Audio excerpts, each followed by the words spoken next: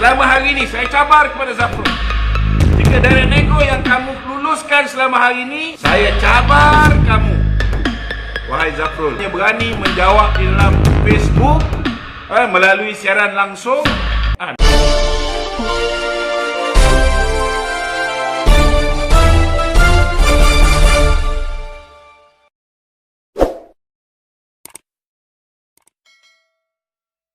Assalamualaikum warahmatullahi wabarakatuh. Malam ni kita akan membicarakan tentang sidang media yang dibuat oleh Tengku Zafrul yang merupakan Menteri Kewangan Proksi Kayangan, yang telah membuat satu kenyataan yang lebih bersifat mempersendakan teguran-teguran yang telah dibuat oleh Datuk Seri Najib Tun Razak. Namun ada beberapa isu-isu yang telah beliau bangkitkan menarik minat saya untuk saya kupas pada malam ni. Antaranya kenyataan bodoh beliau yang mengatakan bahawa Kerajaan Perikatan Nasional tidak pernah menggunakan ordinan darurat untuk berbelanja lebih daripada apa yang telah diluluskan oleh Parlimen untuk belanjawan 2021. Saya ulangi, kesemua pinjaman kerajaan setakat ini adalah berdasarkan perbelanjaan yang diluluskan di Parlimen sewaktu pembentangan Belanjawan 2021. Hakikatnya, kerajaan sekarang tidak membuat pinjaman di luar belanjawan tahunan ataupun off balance sheet, tidak seperti kerajaan terdahulu. Pembiayaan off budget ini berjumlah 50 bilion ringgit.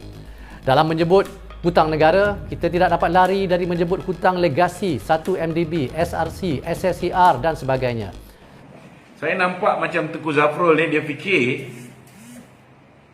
orang yang kat bawah ni semua bongok. Dia fikir orang kat bawah ni semua bodoh agaknya. Sehingga tak boleh berfikir bahawa mereka menggunakan akta darurat ini, salah satu sebabnya ialah untuk menyelamatkan kedudukan Muhyiddin, dan dalam masa yang sama supaya mereka boleh berbelanja tidak lagi mengikut apa yang dipanggil sebagai belanjawan 2021. Dia masih nak mempertahankan bahawa tidak ada duit yang dibelanja lebih daripada 2021. Habis yang dia berikan direct nego ni semua apa kejadahnya? Datang daripada mana? Bukan daripada kantong negara. Pinjaman-pinjaman yang dia buat suku pertama pun, kita punya kadar defisit paling tinggi dalam sejarah, 37 bilion. Defisit ni maknanya kita belanja lebih daripada apa yang diunjurkan oleh kita punya belanjawan 2021. Paling tinggi dalam sejarah.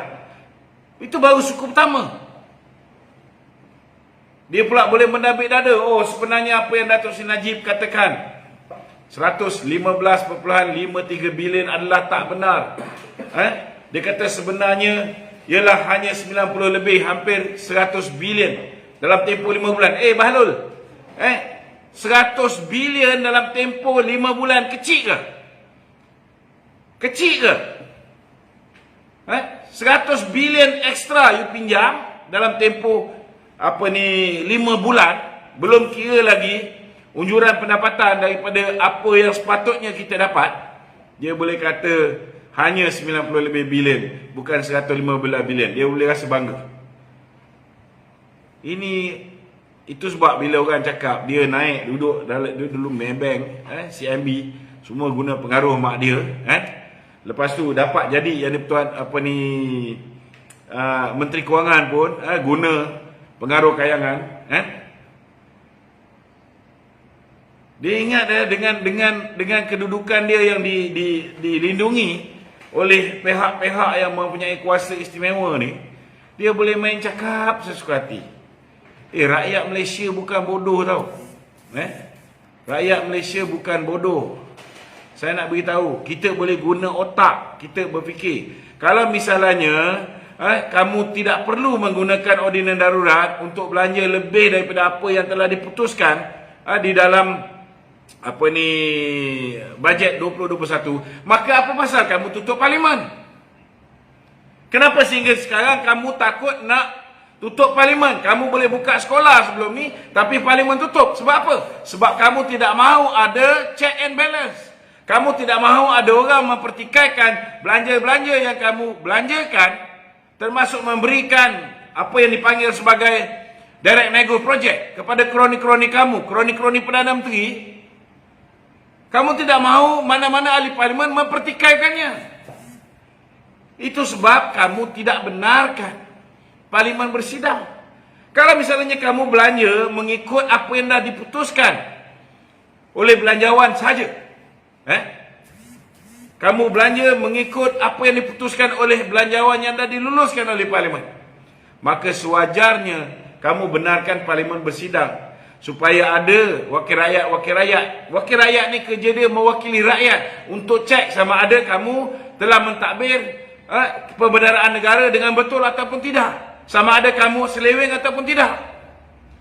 Jika tak ada, jika apa direct nego yang kamu berikan selama hari ini, saya cabar kepada Zafrul, jika direct nego yang kamu luluskan selama hari ini semuanya mengikut belanjawan 2021, saya cabar kamu, wahai Zafrul, untuk senaraikan semua direct nego projek yang telah pun dianugerahkan oleh kerajaan. Jangan lupa, saya pun dulu daripada Kementerian Kewangan. Kita tahu, kita masih ada sumber dalaman. Jangan lupa, kita ada sumber dalaman.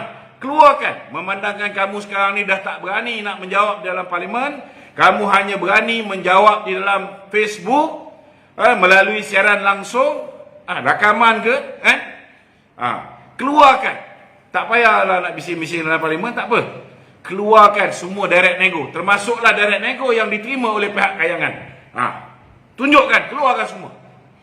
Biar semua orang rakyat tahu. Tak kira lah projek jalan raya Sungai Koyan ke, projek itu ke projek ni, keluarkan semua. Projek pembelian vaksin, keluarkan semua. Jawab semua sekali. Macam mana vaksin orang lain beli, kita beli harga 5 kali ganda lebih mahal daripada orang lain. Jawab. Berani keluar. Kalau berani keluarkanlah. Jangan duk sembang je. Balik-baliklah sekali. Salahkan 1MDB. Apa bahalul kau ni? Kau belanja 5 bulan ni pun, kau tadi beritahu 1MDB punya hutang 12 bilion. Satu lagi 1 bilion lebih yang terpaksa kerajaan bayar. Kau orang hutang dalam tempoh 5 bulan ni pun dah 100 bilion. Semenjak kalah pilihan raya ni, saya nak beritahu, semenjak BN kalah pilihan raya, kamu dah berbelanja 230 bilion ringgit. 230 bilion ringgit dalam tempoh hanya 3 tahun. Nak bandingkan dengan Datuk Seri Najib, 300 lebih bilion. Dia punya pinjaman bertambah. Hutang negara bertambah lebih kurang 300 lebih bilion dalam tempoh 9 tahun. Takkan kau ni banker tak boleh bezakan mana lebih baik? Sebuah kerajaan yang diambil alih oleh Datuk Seri Najib 2009 ketika berlakunya krisis kewangan global. Masa dia ambil alih tu kadar defisit kita 6.7% negatif. Dia berjaya turunkan kadar defisit setiap tahun sampai 2018 sepatutnya cuma tinggal 2.8%. Mangkuk Ayun si Lim Guan Eng ambil alih, habis naik balik kadar defisit kita. Tetapi 2017 kita punya kadar defisit lebih kurang 3% saja. Sekarang bawah kamu macam mana? Hancur lagi, kadar defisit meningkat lagi. Lagi teruk daripada zaman Lim Guan Eng. Malulah, malu. Kamu claim you are bankers. Bankers kejadah. Ini jelas membuktikan kamu ni, kalau tak ada mak kamu, tak ada orang kayangan yang propose nama kamu menjadi apa ni, Menteri Kewangan. You are nobody. You are nobody because you cannot differentiate. 9 tahun hutang bertambah. Hutang bertambah lebih kurang 300 bilion lebih, dengan kamu lebih kurang 3 tahun Hutang bertambah 230 bilion. Which one better pun kau tak boleh fikir. Nak beritahu ni Zafrul ni. Busuk-busuk hutang bertambah zaman Datuk Seri Najib ni, saya nak beritahu. Kita punya apa dipanggil? Kita punya kekayaan negara kita pun bertambah. Daripada 800 bilion kita punya saiz ekonomi menjadi 2 trilion. Kita tengok Datuk Seri Najib ambil alih. Bagaimana khazanah buat duit 4 kali ganda. Kuan buat duit yang kau rompak ni 4 kali ganda. Lepas tu kau petikaikan macam mana Datuk Seri Najib boleh masukkan angka Petronas. Bahlul, kalau kau orang tak jarah Petronas, zaman kita ketika 2014, ketika kita berhadapan dengan kejatuhan harga minyak dunia, lebih 80% jatuh. Ketika itu pun kita ambil dividen lebih kurang 16%. 16 bilion. Tapi kamu jarah Petronas. Kamu gunakan duit Petronas. Kamu paksa Petronas bayar lebih. Akhirnya Petronas tak ada cukup duit. Nak buat cari gali minyak tak cukup, nak bayar gaji pekerja, nak bayar gaji dia orang punya bonus. Nak buat cari gali, nak pergi buat eksplorasi baru. Tak cukup duit. Itu yang menyebabkan Petronas terpaksa meminjam. Kalau kau tak ambil duit Petronas perlu pinjam tak? Apa bongok ni? Pergi duduk bawah ketiak mak kau lah.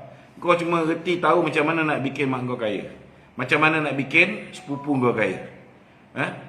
Itu je kau orang tahu. Pakcik kau pun pergi setiap kementerian sekarang ni. Anak pakcik kau pun sekarang dapat projek. Kita orang tahu semualah. Tak payah cerita banyak, Zafrul. Tak payah cerita banyak. Nasib baiklah projek Jalan Kawi tu mak kau tak dapat. Kalau itu dapat macam mana? Kena ingat, hari ni zaman sains dan teknologi. Hari ni maklumat di hujung jari. Segala apa berlaku kat Kementerian Kewangan ni kita perhatikan je.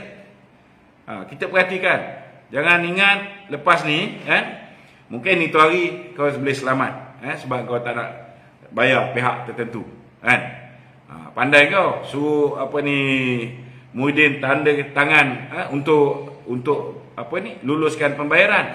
Muhyiddin tak tanda tangan, kau tak bayar penuh. Nasib baik kau cerdik sikit,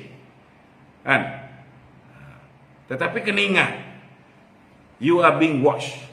Be careful. Tukar je kerajaan, segala apa yang kamu buat ni semua akan dipertanggungjawabkan. Segala direct nego yang tidak mengikut prosedur semua akan dipertanggungjawabkan. Jangan lupa. Jangan lupa. Kita tegur 100 bilion. Kalaupun bukanlah tak nak campur Petronas yang pinjam duit. Petronas pinjam duit. Petronas ni siapa? Petronas ni milik kerajaan.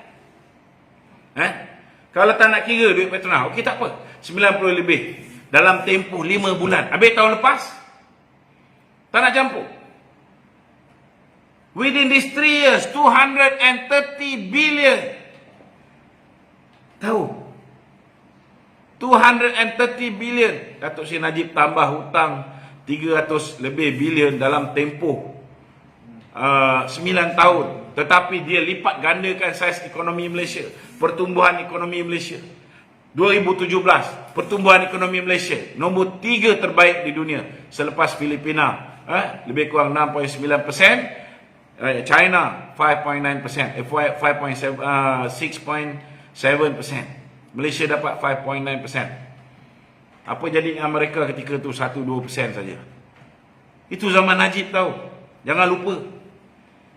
Ketika engkau baru nak jadi bendahari kepada Raja Nocik, baru bendahari cawangan je, Najib dah pacu negara. Jangan kau nak perlekehkan orang. Siapa yang berjaya bawa naik bursa saham Kuala Lumpur hingga berada di kedudukan indeks BSKL berada paling tinggi 1886 mata, Najib Razak, bukan Pak Tompok tu. Kena ingat tu. Siapa yang berjaya bawa masuk foreign direct investment tertinggi setakat ni? Siapa? Najib Razak. Senang-senang je dia balun. Aduh. Kau mentadbir hari ni pun, moratorium pun kau tak boleh bagi. Sebab apa? Sebab kau jaga kepentingan bank. Hari ni bank ketika rakyat tengah menderita, bank buat duit. Sebab apa? Sebab engkau melindungi pihak bank, tapi kau membunuh rakyat bawahan. Kau membunuh rakyat bawahan hari ni yang menunggu bila kerajaan baral ni nak bagi moratorium secara automatik. Kau tak bagi orang keluar kerja. Apa yang orang nak bayar?